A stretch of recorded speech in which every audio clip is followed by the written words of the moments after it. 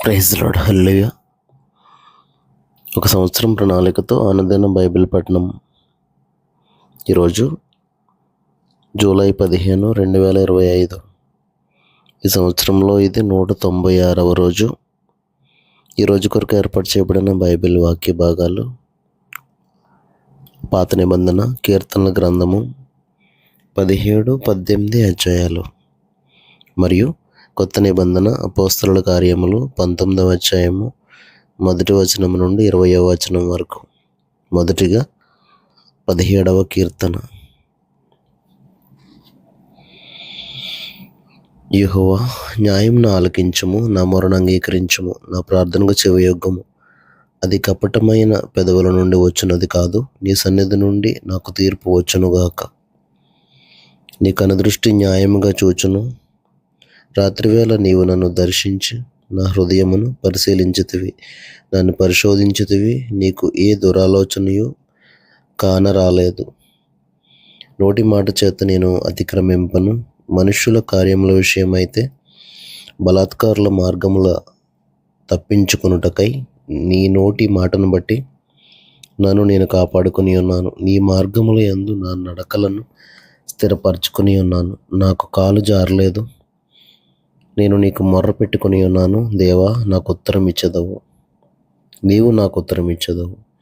నాకు చెవియొగ్గి నా మాట ఆలకించుము. నీ శరణు జొచ్చిన వారిని వారి మీదకి లేచి వారి చేతిలో నుండి నీ కుడి చేతి రక్షించువాడా, నీ కృపాతిశయములను చూపుము.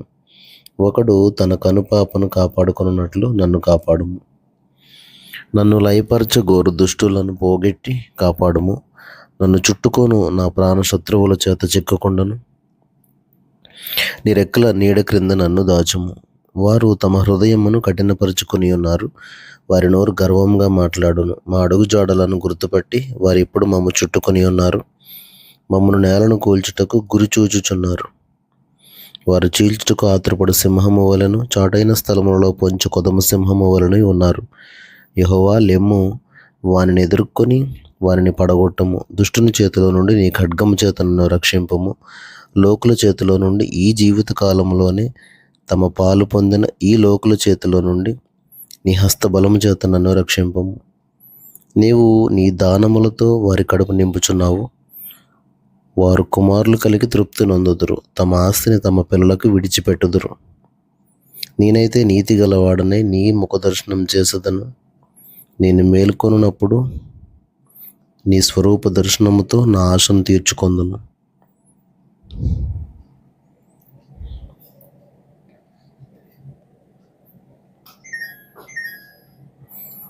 18వ కీర్తన. యెహోవా, నా బలమా, నేను నిన్ను ప్రేమించుచున్నాను.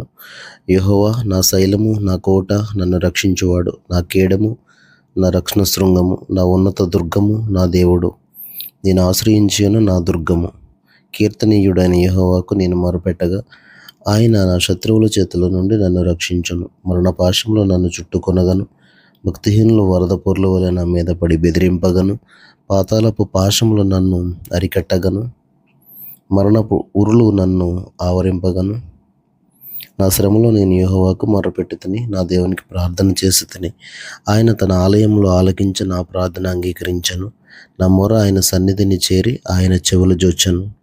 అప్పుడు భూమి కంపించి అదిరెను, పర్వతముల పునాదులు వణికెను. ఆయన కోపింపగా అవి కంపించెను. ఆయన నాసికారంధ్రముల నుండి పొగ పుట్టెను. ఆయన నోట నుండి అగ్ని వచ్చి దహించెను. నిప్పు కణములు రాజబెట్టెను. మేఘములను వంచి ఆయన వచ్చెను. ఆయన పాదముల క్రింద గాఢాంధకారము కమ్మి ఉండెను. కెరూబు మీద ఎక్కి ఆయన ఎగిరి వచ్చెను. గాలి రెక్కల మీద ప్రత్యక్షమాయెను. గుడారము వలె అంధకారం తన చుట్టూ వ్యాపింపజేసెను. జలాంధకారమును ఆకాశ మేఘములను తనకు మాటుగా చేసుకొనెను. ఆయన సన్నిధి కాంతిలో నుండి మేఘములను, వడగండ్లను, మండుచున్న నిప్పులను దాటిపోయాను. యెహోవా ఆకాశమందు గర్జన చేశాను. సర్వోన్నతుడు తన ఉరుము ధ్వని పుట్టించాను. వడగండ్లను, మండుచున్న నిప్పులను రాలెను. ఆయన తన బాణములు ప్రయోగించి శత్రువులను చెదరగొట్టెను. మెరుపులు మెండుగా మెరిపించి వారిని ఓడగొట్టెను. యెహోవా, నీ నాసికారంధ్రముల ఊపిరిని నీవు వడిగా విడువగా నీ గద్దింపునకు ప్రవాహముల అడుగు భాగములు కనబడను. భూమి పునాదులు బయలుపడెను. ఉన్నత స్థలముల నుండి చెయ్యి చాపి ఆయన నన్ను పట్టుకుని మహాజలరాశుల్లో నుండి తీశాను. బలవంతులకు పగవారు నన్ను ద్వేషించువారు నాకంటే బలిష్ఠులై ఉండగా వారి వశము నుండి ఆయన నన్ను రక్షించాను. ఆపత్కాలమందు వారు నా మీదికి రాగా యెహోవా నన్ను ఆదుకొనెను. విశాలమైన స్థలమునకు ఆయన నన్ను తోడుకుని వచ్చాను. నేను ఆయనకు ఇష్టడను గనుక ఆయన నన్ను తప్పించాను. నా నీతిని బట్టి యెహోవా నాకు ప్రతిఫలం ఇచ్చాను. నా నిర్దోషత్వమును బట్టి నాకు ప్రతిఫలం ఇచ్చాను. యెహోవా మార్గములను నేను అనుసరించుచున్నాను.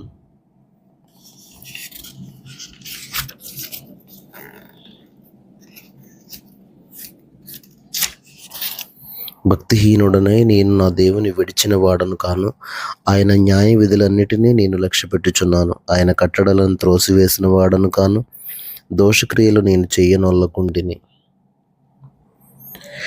ఆయన దృష్టికి నేను యథార్థుడనైతని. కావున యెహోవా నేను నిర్దోషిగా నుండుట చూచి తన దృష్టికి కనబడిన నా చేతుల నిర్దోషత్వమును బట్టి నాకు ప్రతిఫలం ఇచ్చాను.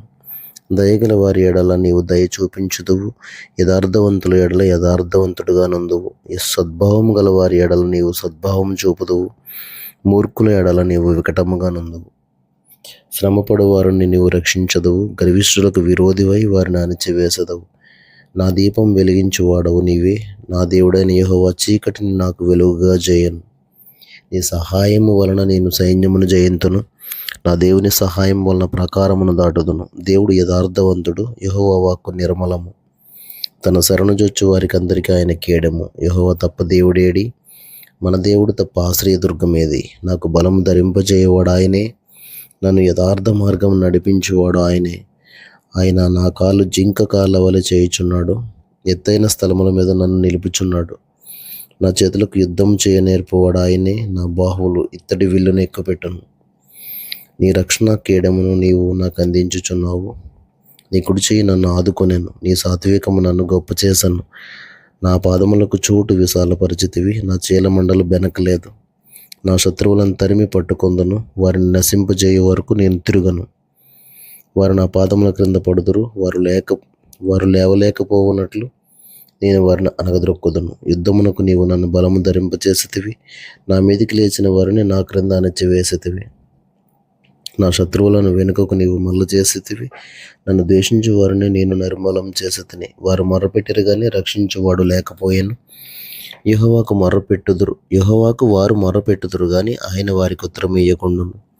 అప్పుడు గాలికి ఎగురు ధూళివలే నేను వారిని పొడిగా కొట్టితిని. వీధుల పెంటను ఒకడు పారబోయినట్లు నేను వారిని పారబోసితిని. ప్రజలు చేయు కలహములలో పడకుండా నీవు నన్ను విడిపించితివి. నన్ను అన్ని జనులకు అధికారిగా చేసితివి. నేను ఎరుగని ప్రజలు నన్ను సేవించెదరు. నా మాట చెవిని పడగానే వారు నాకు విధేయులగుదురు. అన్యులు నాకు లోబడినట్లు నటించుదురు. అన్యులు నిస్త్రాణగలవారై వణుకుచు తమ దుర్గములను విడిచి వచ్చెదరు. యెహోవా జీవము గలవాడు. నా ఆశ్రయ దుర్గమైన వాడు స్తోత్రార్హుడు. నా రక్షణకర్త అయిన దేవుడు బహుగా స్తుతి నొందునుగాక. ఆయన నా నిమిత్తము ప్రతిదండన చేయు దేవుడు. జనములను నాకు లోబరుచువాడు ఆయనే. ఆయన నా శత్రువుల చేతిలో నుండి నన్ను విడిపించును. నా మీదికి లేచు వారి కంటే ఎత్తుగా నీవు నన్ను హెచ్చించుదువు. బలాత్కారం చేయు మనుషుల చేతిలో నుండి నీవు నన్ను విడిపించుదువు. అందువలన యెహోవా అన్యజనులలో నేను నిన్ను ఘనపరచెదను. నీ నామకీర్తన గానం చేసేదను. నీవు నియమించిన రాజునకు గొప్ప రక్షణ కలుగజేయువాడవు. అభిషేకించిన దావీదునకును అతని సంతానమునకును నిత్యము కనికరం చూపువాడవు.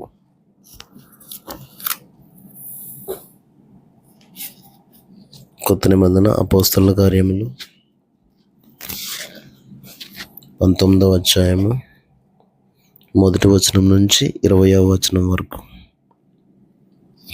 అపోల్లో కొరింథులోనున్నప్పుడు జరిగిందేమనగా, పౌలు పై ప్రదేశములలో సంచరించి ఎఫెసునకు వచ్చి కొందరు శిష్యులను చూచి, మీరు విశ్వసించినప్పుడు పరిశుద్ధాత్మను పొందితిరా అని వారిని అడగగా, వారు పరిశుద్ధాత్ముడు ఉన్నాడన్న సంగతియే మేము వినలేదని చెప్పిరి. అప్పుడు అతడు, అలాగైతే మీరు దేనిని బట్టి బాప్తిస్మం పొందితిరని అడగగా, వారు యోహాను బాప్తిస్మమును బట్టియే అని చెప్పిరి. అందుకు పౌలు, యోహాను తన వెనుక వచ్చు అని అనగా యేసునందు విశ్వాసం ఉంచవలనని ప్రజలతో చెప్పుచు మారు మనసు విషయమైన బాప్తిస్మం ఇచ్చానని చెప్పాను.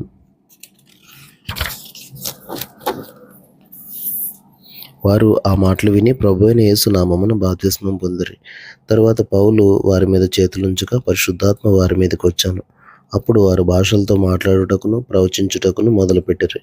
వారందరూ ఇంచుమించు 12 పురుషులు. తర్వాత అతడు సమాజ మందిరంలోనికి వెళ్ళి ప్రసంగించుచు, దేవుని రాజ్యమును గూర్చి తర్కించుచు, ఓపించుచు, ధైర్యంగా మాట్లాడుచు 3 నెలలు గడిపాను.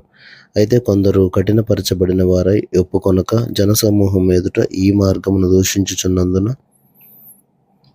అతడు వారిని విడిచి శిష్యులను ప్రత్యేకపరచుకుని ప్రతిదినము తురన్ను అను ఒకని పాఠశాలలో తర్కించుచూ వచ్చాను. 2 ఏండ్ల వరకు ఈలాగున జరిగాను గనుక యూదులేమి గ్రీసు దేశస్థులేమి ఆసియాలో కాపురమున్న వారందరూ ప్రభువు వాక్యం వినిరి. మరియు దేవుడు పౌలు చేత విశేషమైన అద్భుతములను చేయించాను. అతని శరీరమునకు తగిలిన చేతి గుడ్డలైనను నడికట్లైనను రోగుల యొద్దకు తెచ్చినప్పుడు రోగములు వారిని విడిచాను, దయ్యములు కూడా వదిలిపోయాను. అప్పుడు దేశ సంచారులను మాంత్రికులునైన కొందరు యూదులు పౌలు ప్రకటించు యేసు తోడు మిమ్మును ఉచ్చాటన చేయుచున్నానని మాట చెప్పి దయ్యములు పట్టిన వారి మీద ప్రభువైన యేసు నామమును ఉచ్చరించుటకు పూనుకొనిరి. యూదుడైన స్కెవయను ఒక ప్రధాన యాజకుని కుమారులు 7 అలాగు చేయుచుండిరి. అందుకు ఆ దెయ్యము, దీని యేసును గుర్తెరుగుదును, పౌలును కూడా ఎరుగుదును, కానీ మీరెవరని అడగగా ఆ దెయ్యం పట్టినవాడు ఎగిరి వారి మీద పడి వారినిద్దరిని లొంగదీసి గెలిచాను. అందుచేత వారు దిగంబరులై గాయం తగిలి ఆ ఇంట నుండి పారిపోయిరి.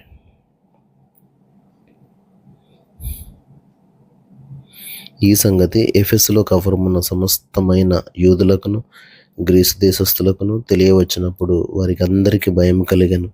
గనుక ప్రభువైన యేసు నామము గనపరచబడెను. విశ్వసించిన వారు అనేకులు వచ్చి తాము చేసిన వాటిని తెలియజేసి ఒప్పుకొనిరి. మరియు మాంత్రిక విద్య అభ్యసించిన వారు అనేకులు తమ పుస్తకములు తెచ్చి అందరి ఎదుట వాటిని కాల్చివేసిరి. వారు లెక్క చూడగా వాటి వెల 50,000 వెండి రోకలాయెను. ఇంత ప్రభావంతో ప్రభువు వాక్యం ప్రబలమై వ్యాపించెను. దేవుడు తన పరిశుద్ధ వాక్యమును మన వినికిడిలో దీవించునుగాక. ఆమేన్.